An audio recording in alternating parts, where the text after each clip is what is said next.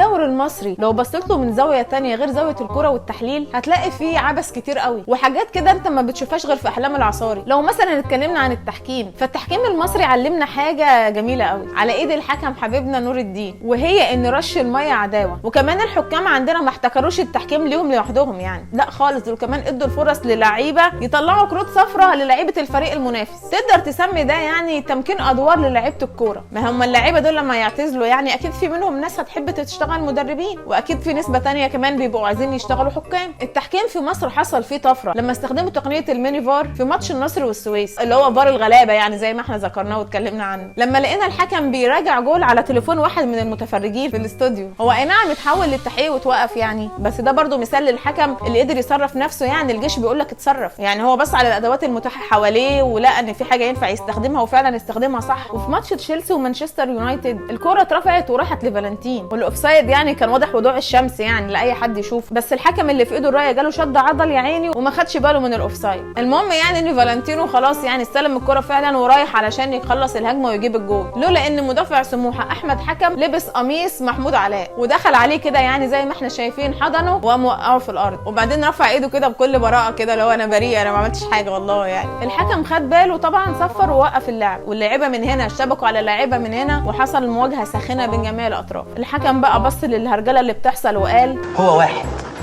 هو واحد فقط اللي بلجأ له في المواقف الصعبه دي. وفعلا يعني بعد ما شاف الفار لقى فعلا ان احمد حكم دخل كده على لاعب مانشستر بغشوميه، قام رافع له البطاقه الحمراء. اللاعب كده زي ما انتم شايفين يا جماعه معانا هنا منطفي كده وفاقد الشغف، فما جادلش مع الحكم، قال له يا عم هات يا عم كارت احمر كارت احمر. لاعب طلائع الجيش طبطب عليه، بس احمد حكم ما عبروش كده، قال له يعني حنين قوي يعني، قام سجد كده سجده شكر لله كده واستسلم لامر الواقع وطلع بره الملعب. سموحه بقى ظبط الحيطه بتاعته بقى، وده يقف هنا وانت يا ابني اقف هنا وانت يا ابني خلي بالك من هنا. وبعدين لاعب سموحه دخل على الحكم وقال له كابتن بعد اذنك في حد بينادى عليك هناك. فالحكم قال له يا جماعه معلش ثانيه كده انا معاكم كوبايه شاي، عايز يخلصها اللي عايز يشرب سيجاره يشربها، اما اروح اشوف حكام الفار عايزين ايه وجاي لكم على طول. راح بقى هو ماسك المايك كده وشكله مصدوم، ولقى ان لاعب طلائع الجيش كده دخل عليه وبيقول له هو في ايه؟ انتوا جايبين هنا عشان تهزقوني ولا ايه؟ نص ساعه بقطع الطماطمايه اقسم بالله فشل. اما الحكم قال للاعب اهدى شويه كده يا راجل انت واتقل عليا، وراح بيوجه كلامه لحكام الفار بقى بيتكلم معاهم، حكام بقى مع بعض. حكام الفار قالوا له في تسلل اصلا من الاول يعني، وانت عارف طبعا ان ما بني على باطل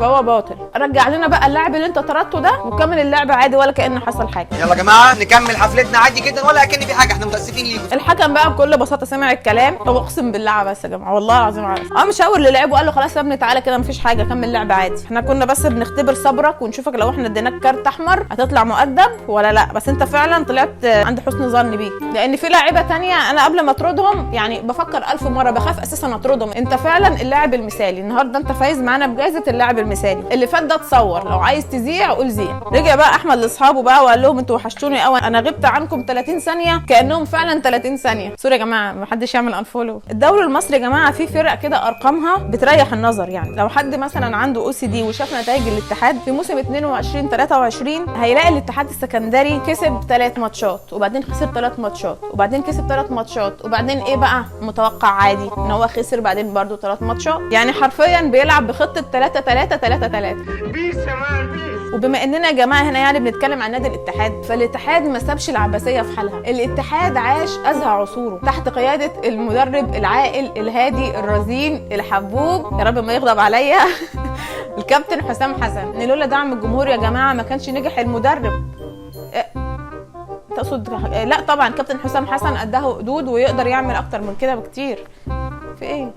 جمهور الاتحاد بقياده الزعيم مش ده ايوه هو ده بقياده الزعيم عادل شكل، فضلوا يدعموا ويشجعوا الكابتن حسام حسن بقوه وشده وعنف لحد ما الراجل طفش ومشي. بس الزعيم ما كانش سالك خالص في تشجيعه، كان بيشجع علشان يبقى ظاهر دايما في الكاميرا. كل لقاءات الكابتن حسام حسن كان هو بيستغلها، واحنا كده بنخبط في الزعيم.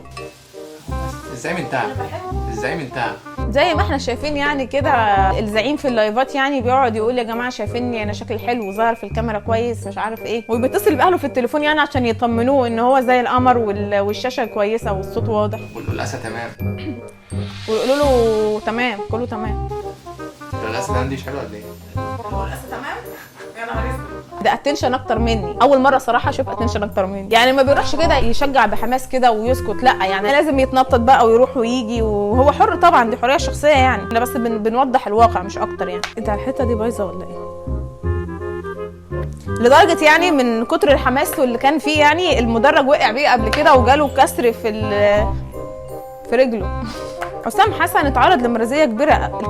الكابتن حسام حسن، مش هينفع اتعامل معاه بعشم طبعا عشان ما يزعلنيش. الكابتن حسام حسن اتعرض لمرضيه كبيره قوي من الزعيم، لحد ما في الاخر اتخنق منه يعني وقدم استقالته، والراجل قال له هروح منكم فين؟ طفشتوني. الحقيقه يا جماعه ان الدوري المصري يعني فيه تنوع بيئي كبير جدا، يعني اكبر من التنوع اللي في الغابات الاستوائيه. يعني هنلاقي في الملعب القط والكلب والثعلب وبورس ديله مقطوع، لا فعلا يعني حاجه اخر تنوع ولا اجدعها حديقه حيوان. وحراس المرمى كمان يا جماعه عندهم حريه اكبر في الحركه. الموضوع مش مختصر يا جماعه على منطقه ال 18، لا انت ممكن عادي تطلع بره المنطقه وتصد عادي جدا، وممكن وانت ماسك الكوره تطلع بيها بره ارضيه ال 18 كمان عادي يا معلم. يعني قوانين الفيفا دي مش قران يعني، هي دي كوره في ايه؟ انا عايز اما طبعا الجهاز الفني والمدربين فدول لهم التقدير يعني اهم من اي حاجه. بس لما خالد جلال يبقى عايز يخرج احمد سعود في الدقيقه 62 ويتفاجئ ان اللاعب مش راضي يطلع، طب يا معلم يعني دي في فلوس مدفوعه، يعني انت ليه مش مراعي فلوس الحجز ليه؟ يعني دي فلوس ناس، راجل تلاقيه دافع يعني 40 جنيه ولا حاجه في حجز الكوره، يعني عايز تطلعه دلوقتي؟ مش فلوس حرام هي؟ لا